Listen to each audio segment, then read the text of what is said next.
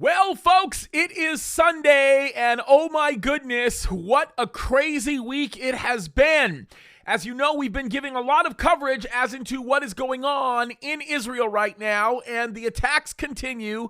Things are intensifying. There's a lot of talk about the IDF potentially coming in with ground troops, which I would not blame them at all, into all of these regions where the missiles are being launched. I think everything that the IDF chooses to do is absolutely appropriate because Israel has the right to defend itself. Now, there is a big question that is lulling by many, and I understand why people are imposing this question. I think it's an important question to ask, and that is, what is the end game, right? What is going to happen to Israel here? What is Israel going to do? Now, there's a lot of people that are making all kinds of, they're coming to all kinds of assertions, conclusions with respect to what's going to happen with Israel. And here's the thing that I can tell you, okay? I can make this very, very clear. I can promise you that Israel is going nowhere. I can make that promise. I would put my life on the fact that Israel is not going to be defeated. They're not going to be taken away from their homeland. How do I know that? Because I know the Bible. The Bible makes it very, very clear, and it is critical that we recognize this, that Israel will never be plucked away from her land again. That once God restored the Jews back to their homeland, that they would never be taken away from it. We know this. The scriptures tell us this. Amos tells us this. We get promises all throughout the prophets, both the minor and the major prophets, of this actually being the case. And we know for a fact that the end game will be, as we get into the time of the tribulation, by the way, we'll be raptured before the tribulation happens.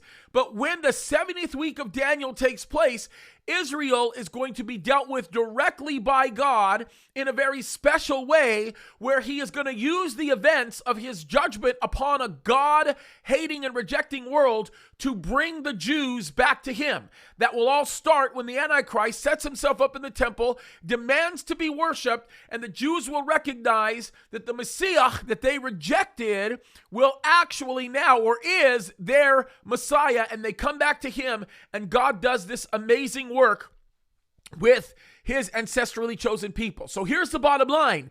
The end game for Israel is they win, right? And here's the other thing that I should probably say. We are going to go over this in the book of Joel today as we finish up the book of Joel. Don't mess with Israel. If you care about yourself, if you care about your nation, then don't mess with Israel, because God will judge the dissenters. And I can tell you this right now, you will not win if you come against Israel. So the bottom line is, do not come against Israel. Now, personally, if you're living in a country that is coming against Israel, no problem. You yourself be somebody who is pro-Israel. Speak for Israel, because while your country gets judged, God will bless you for standing with them, and that is something that we are all obligated to do. I don't know about you, but I plan to stand with Israel, and I will always stand with Israel, and if the United States of America has any hope, then it will stand with Israel. And right now, I don't think that's happening, but Lord willing, I can only pray that something will happen, that the United States of America will change its mind with the direction it's going in, but I don't think it's happening with the current administration in.